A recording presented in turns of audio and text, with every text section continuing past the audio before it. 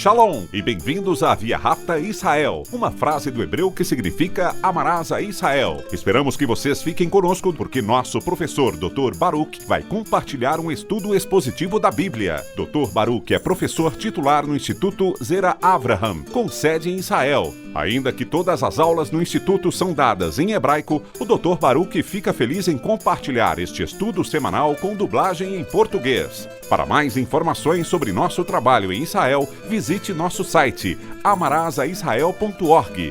Fiquem agora com o Dr. Baruch e a aula de hoje.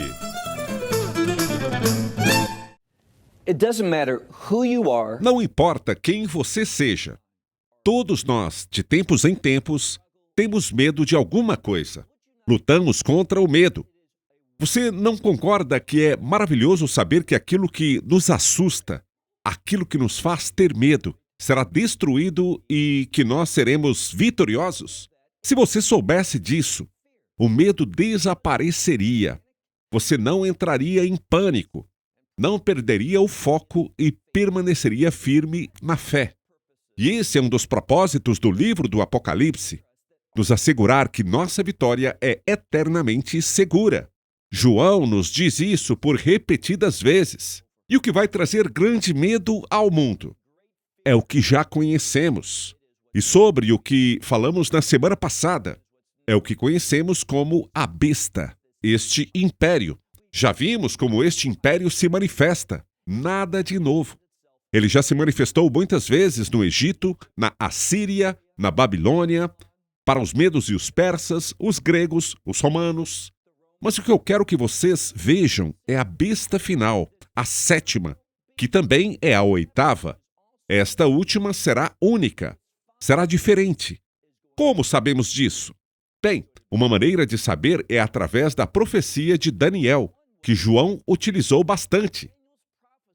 Ele foi inspirado a entender a profecia de Daniel para escrever esta profecia. Daniel nos diz que a sétima besta será única. Não será apenas ímpia, mas também estará possuída pelo próprio Satanás. Precisamos nos lembrar que seremos conquistadores, seremos vitoriosos sobre ela. Vamos então começar de onde paramos na semana passada. Pegue sua Bíblia e leia comigo em Apocalipse capítulo 17. Repetindo, Apocalipse 17. Nós vimos que esta besta tem 7 cabeças e soubemos que 5 delas já foram destruídas. Há uma besta que existe no presente, Roma, e ela será destruída. Mas sabemos de algo mais. Haverá uma sétima e surpresa. Haverá também uma oitava, mas a sétima e a oitava estão singularmente relacionadas. Antes de iniciarmos a leitura novamente, há algo que devemos entender. Deixe-me começar fazendo uma pergunta. Você acredita que estamos nos últimos dias? Ou seja, você acha que os últimos dias estão se aproximando rapidamente? Muitas pessoas diriam que sim. Se for esse o caso, então você precisa identificar a sétima besta. Ou seja, como esse império maligno se manifestou pela 7ª vez. Por quê? Porque se você acredita que estamos no final dessa transição entre esta era e os últimos dias, então precisamos entender que o 7º império já existiu. Se estamos esperando o fim, já estamos procurando a 8ª. Nesse caso, precisamos nos perguntar, qual foi a 7ª? Se você não acredita que experimentou ou que tomou conhecimento da 7ª, então talvez não estejamos tão adiantados no tempo de Deus quanto você imagina. Agora, deixe-me compartilhar algo. Eu acredito que a 7ª besta já veio e se manifestou. Por que digo isso? Por causa do Holocausto. De fato, o pior período de sofrimento para o povo judeu, desde que se tornou um povo, foi durante o Holocausto. Daniel nos revela, e infelizmente, isso deveria entristecer a todos nós, que o pior momento para Israel não foi o Holocausto, mas ainda está por vir. Esse período será conhecido, como já mencionamos várias vezes em nosso estudo, pelo nome mencionado em Jeremias. Etzerá Ri Yaakov, que significa tempo de tribulação de Jacó, isto é, para Israel. Em outras palavras, o pior momento para o povo judeu será nos últimos dias, pelas mãos da sétima besta e também da oitava. O que eu estou tentando compartilhar é o seguinte: acredito que o império que governou e trouxe tanta dificuldade para o povo judeu tenha um significado profético. Ou seja, não devemos entender o Holocausto, a tragédia ocorrida na Segunda Guerra Mundial, como um evento isolado, não mencionado na Bíblia. Não, trata-se do Sétimo Império. Portanto, estamos, de fato, aguardando a oitava besta, que terá uma característica semelhante à da sétima. Qual é? Satanás queria destruir o povo judeu. Isso porque Satanás sabe que, se destruir o povo judeu, se ele impede Israel de receber o Messias e de ser um povo preparado para o reino de Deus, então o reino de Deus não virá. É por isso que Israel é tão estratégico, não apenas em relação ao tempo de Deus, seus propósitos e planos, mas também é muito estratégico no plano de Satanás. Assim, vamos começar. Observe como disse o livro de Apocalipse, capítulo 17, versículo 11. A besta que era e que agora não é, essa é a sétima, é a oitava. Como falamos, o número 8 está relacionado a novos começos. Será na derrota da oitava besta que haverá um novo começo. O número 8 também está relacionado à redenção, ou o fruto da redenção, que é o reino de Deus.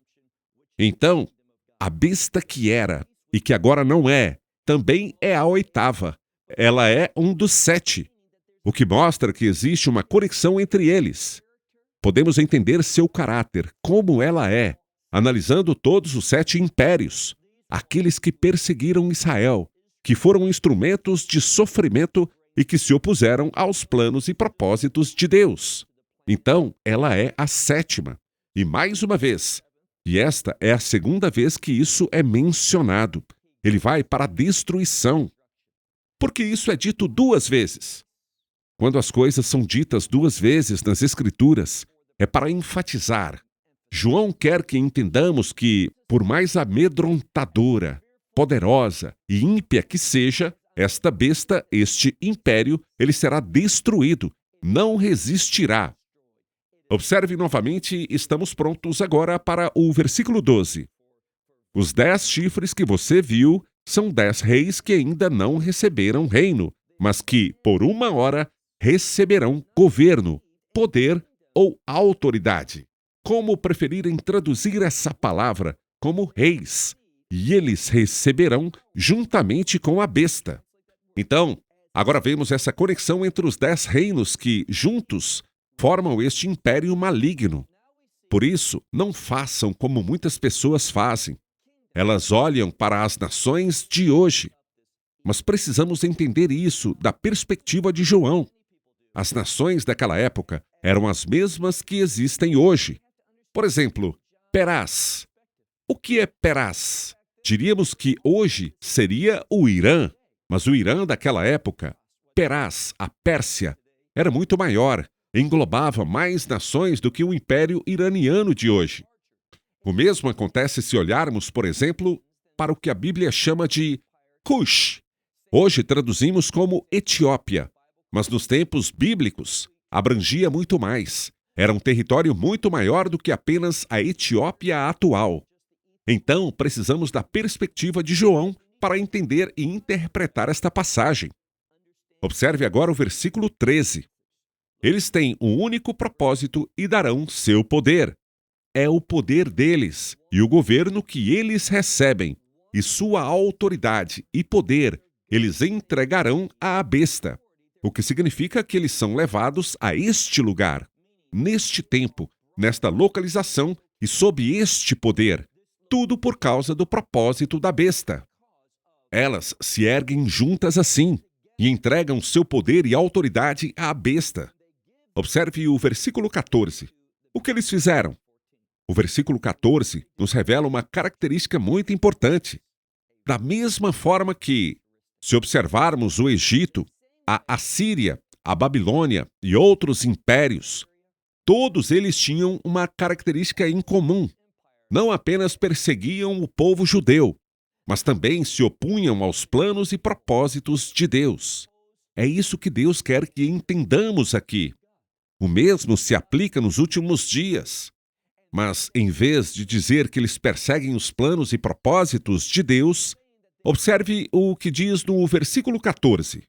Eles combaterão contra o Cordeiro. Certamente, essa não é a primeira vez que vemos esse termo tão singular, a palavra para cordeiro. Como já mencionei diversas vezes, a palavra cordeiro é sinônimo de cordeiro pascal. Já falamos sobre como a Páscoa está singularmente relacionada à redenção. Portanto, quando diz que eles combaterão contra o Cordeiro, precisamos entender que eles se opõem não apenas a Yeshua, o Messias Yeshua, mas que também são contrários à redenção. Aprendemos também que a redenção tem dois aspectos. O Cordeiro está relacionado à redenção. Por quê? Porque ele é o pagamento pela redenção. Estamos falando do sangue do Cordeiro, que era necessário para que a redenção fosse alcançada. Esse é o pagamento. Mas há também outro aspecto da redenção, que não é o pagamento, mas sim o resultado dela. E qual é o resultado da redenção? Em uma palavra, reino. O que vemos é que este império, e não é surpresa que este império se oponha ao reino de Deus. O que vimos, e veremos ainda mais, é que esse império se opõe a Israel. Por quê? Biblicamente falando, existe uma relação intrínseca entre Israel e o reino. O fruto da redenção, em última análise, será a salvação de Israel para que o reino seja estabelecido. Então, todas essas coisas se repetem. Vemos isso sendo ensinado várias vezes para que possamos compreendê-las corretamente e entender o significado delas. Olhem novamente para o versículo 14. Eles combaterão contra o Cordeiro, mas o Cordeiro os derrotará, ou seja, ele os vencerá. Por quê? Como isso é possível? Porque este império é sobrenatural, é inspirado por Satanás. Vimos que ele realizou grandes coisas, feitos poderosos. As pessoas podem dizer, quem é como a besta? Quem pode resistir a ela? A razão pela qual o Cordeiro será bem-sucedido é a sua identidade. O que isso significa? Continue lendo. Encontramos no final do versículo 14 que ele é o Senhor dos senhores e o Rei dos reis. Então, o que estamos tentando ver? Estamos tentando aprender nessa passagem que este Cordeiro é Deus encarnado. Deixe-me colocar de outra forma. Este Cordeiro é Emanuel, nome formado por 3 palavras hebraicas. Em significa com, nu significa nós e El, Deus. Emanuel simplesmente significa Deus conosco. Então, ele derrotará esse império e todos os que o compõem. Por isso, mais uma vez, ele é o Senhor dos senhores e o Rei dos reis. E aqui está a chave. Com ele. Isso é importante se você quer experimentar essa vitória, se quer vencer esse império e não receber o juízo. E para onde essa passagem nos leva?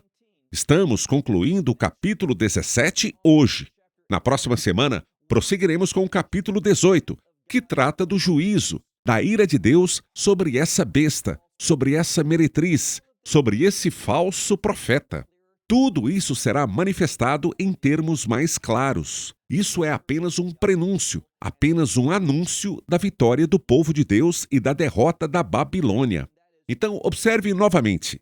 Com ele, isto é, com o Messias Yeshua, o Cordeiro de Deus, estão aqueles que são chamados, aqueles que são escolhidos e aqueles que são fiéis. Agora, é muito importante que observemos a ordem dessas palavras. Os que são chamados, depois, os que são escolhidos. A palavra chamados é um convite. Muitas vezes, no Novo Testamento, quando se diz Eles foram convidados. Usa-se a mesma palavra. Chamar ou ser convidado é a mesma palavra. O que quero que você perceba é que há algo muito singular nesta palavra. Ela exige uma resposta. Portanto, aqueles que são chamados e respondem serão escolhidos. E por causa da vida de Deus, que Ele lhes dá, porque eles receberão o Espírito Santo. O que vai acontecer? Observe que diz que eles são chamados e escolhidos. E também é mencionado que eles serão fiéis. Essa é a ordem. Somos chamados a ser fiéis. Somos chamados a exemplificar o caráter de Deus. É por isso que Ele nos escolheu. Passemos para o versículo 15. Então ele me disse, o anjo, ainda falando com João, ele me disse, as águas que você viu, onde está sentada a prostituta, são povos, multidões, nações e línguas. Do que estamos falando aqui? É uma descrição do mundo. É outra referência a este império. E essa prostituta, essa meretriz, ou seja, essa falsa religião de idolatria. Qual a natureza dessa religião? Isso é muito importante para entendermos o que será dito em alguns minutos. A religião do anticristo inicialmente. E quero enfatizar isso. Nós veremos uma mudança na religião. Veremos que essa meretriz... Lembre-se, falamos sobre a meretriz, que é sinônimo de quê? De prostituição. Já falamos sobre essa fornicação, esse adultério, referindo-nos a uma religião falsa. Mas que religião é essa? Bem, não é esta religião, é uma religião múltipla. O que quero dizer com isso? Quero dizer que, nos últimos dias, quando este império assumir o poder, o que eles vão dizer eles dirão, é aceitável que cada homem faça o que lhe parece certo, e será muito perigoso se alguém disser, sabe, essa não é a verdadeira religião. Isso não está de acordo com as Escrituras. Isso não é correto aos olhos de Deus. Então, esse é o seu Deus, não o meu Deus. O que veremos é que, nos últimos dias, o anticristo, inicialmente, e não posso enfatizar o suficiente essa palavra, unirá as pessoas em torno da ideia de que todas as religiões são boas. Você pode fazer o que quiser e chamar isso de sua religião. Isso é admirável. Isso é aceitável para este império. As pessoas vão gostar disso. As pessoas vão querer que eles digam que o que estão fazendo, ou seja, satisfazendo a carne, essa é uma boa religião. Isso está certo. Mas entendam que haverá uma mudança. Por que eu digo isso? Por dois motivos. Primeiro, sabemos de algo. Sabemos que no meio da semana, ou seja, na metade dos últimos 7 anos, acontecerá algo. O anticristo entrará no Santo dos Santos. Ele construirá o templo. E ele dirá que esse templo remete a todas as religiões. Será um lugar para todas as pessoas. Não estará exclusivamente ligada ao Deus de Israel. É por isso que estamos falando da abominação da desolação. Estamos falando de fornicação, de prostituição, dessa religião que é uma abominação diante de Deus. Mas na metade dessa semana haverá uma mudança. Inicialmente, vocês juraram lealdade à besta, mas adoraram como quiseram. Porém, no meio dessa semana haverá uma grande mudança, porque o anticristo entrará no Santo dos Santos e dirá, sabe de uma coisa? Não é suficiente. Não basta que vocês simplesmente adorem quem quiserem e como quiserem, aquilo que for certo aos seus próprios olhos. Não, ele vai dizer, você tem que me adorar porque eu sou o único Deus. Claro que ele está mentindo. Onde está essa cena nas Escrituras? Continue lendo, é aqui que vamos chegar. Veja, por favor, o versículo 15, mais uma vez, que diz, então o anjo me disse, as águas que você viu, onde está sentada a mulher, isto é, a prostituta, são povos, multidões, nações e línguas. Versículo 16. Os 10 chifres que você viu, ele diz, e a besta, eles odiarão a prostituta. A que isso se refere? Haverá uma ruptura. Os 10 reis e a besta odiarão a prostituta. O que isso quer dizer? Haverá uma mudança. O que significa prostituição? É essa idolatria. Adore deuses, quaisquer deuses que você quiser. Haverá uma mudança. E eles odiarão a prostituta. Eles a odiarão. Por quê? Porque eles não querem mais que as pessoas façam o que é certo, que façam o que querem fazer. Eles querem governar. Eles querem que o mundo os adore. E o que vai acontecer? Vamos continuar lendo, ainda estamos no versículo 16. Vamos ler o versículo inteiro. E os 10 chifres que você viu e a besta odiarão a prostituta. Eles a deixarão desolada. Eles vão erradicar essa falsa religião. Mas isso não significa que eles vão trazer uma religião verdadeira. Não. Eles vão trazer uma nova religião que adora o anticristo como Deus. E qualquer um que não se submeter ao anticristo será perseguido. O versículo diz que eles deixarão a mulher desolada e nua e comerão a sua carne. E eles farão o quê? Eles vão queimá-la no fogo.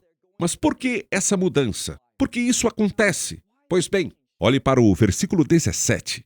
Deixe-me compartilhar com você. O versículo 17, onde isso aparece da Escritura, é muito importante.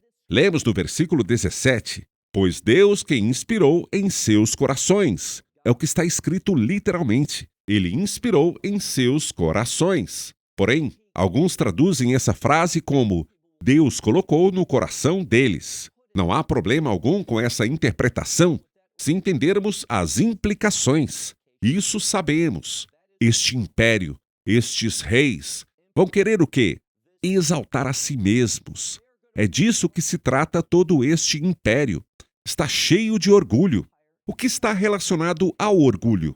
Quando você age com orgulho, geralmente age de maneira blasfema, porque está se colocando em primeiro lugar em vez de se submeter a Deus. E o que encontramos aqui no versículo 17 é que Deus vai permitir. A palavra didomi, em grego, pode significar dar, no sentido de ceder ou permitir em hebraico.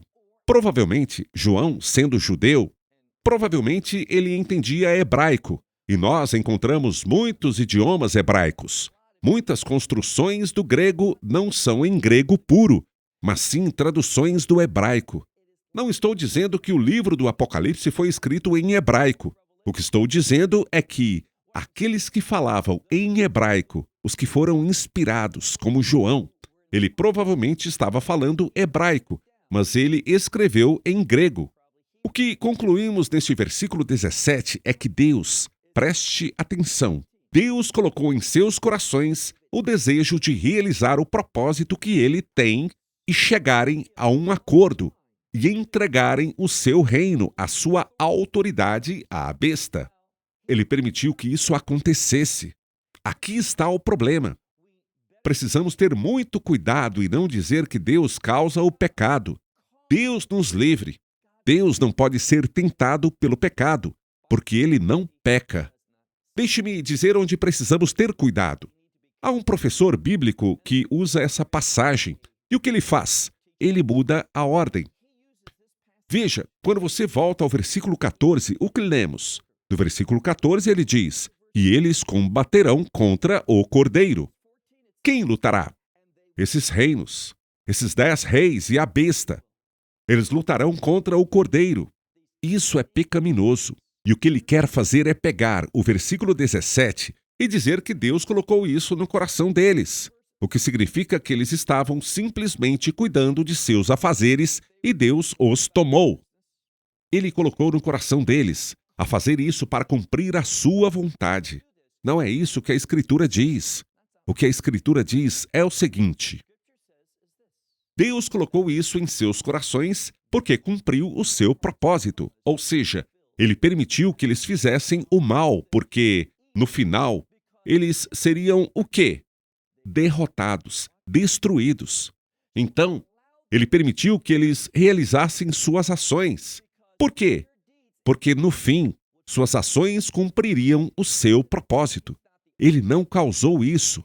Ele não é o autor do pecado. Ele não o colocou em seus corações. Ou seja, ele não disse, vou fazer vocês fazerem essas coisas. Ele as permitiu, ele as autorizou, porque isso cumpria o seu propósito. E é isso que diz aqui. Ele disse, até que, e há limites. Ele permitiu isso até que se cumpram as palavras de Deus. Veja o versículo 18. E a mulher que você viu é a grande cidade. Ela é poderosa. Sobre o quê? Ela é poderosa e ela governa sobre os reinos da terra. Essa é a terceira, quarta ou quinta vez que vemos que esta besta será um império mundial. É por isso que é tão difícil para eu entender quando as pessoas não interpretam dessa forma. E o mundo inteiro fará o quê? Se voltará contra Deus. Somente aqueles cujos nomes estão escritos no livro da vida do Cordeiro. Somente os que receberam o Evangelho, que responderam ao chamado. Como você responde a este chamado? Você recebe a graça do Messias pela fé. E quando você recebe a graça, Deus te recebe, Ele te escolhe. E como resultado, o Espírito Santo é colocado em sua vida para que você possa viver a fidelidade a Deus. Somente aqueles que compreendem a revelação de Deus, somente eles serão capazes de discernir o que vai acontecer nos últimos dias. E entenda a natureza e as características dessa besta, e se manifeste contra ela durante a primeira parte dos últimos dias. É por isso que está escrito que a besta combaterá contra os santos e nos vencerão. Mas tudo bem, porque podemos ser mortos, mas nossa esperança está na ressurreição. A ressurreição está intrinsecamente relacionada ao reino. Bem, meu tempo acabou. Até a próxima semana, quando começaremos Apocalipse capítulo 18. Esperamos que você tenha desfrutado da aula de hoje e que possa compartilhá-la com outros. Te convidamos a participar e nos acompanhar a cada semana, a esta hora e por este canal, em mais um episódio de Amarás a Israel. Para mais informações em português, visite amarasaisrael.org, onde encontrará muitos outros estudos realizados pelo Dr. Baruch. Até a próxima semana. Que Deus, nosso Messias e Yeshua, nosso Senhor Jesus Cristo, te abençoe durante a sua caminhada com Ele. Shalom, desde Israel.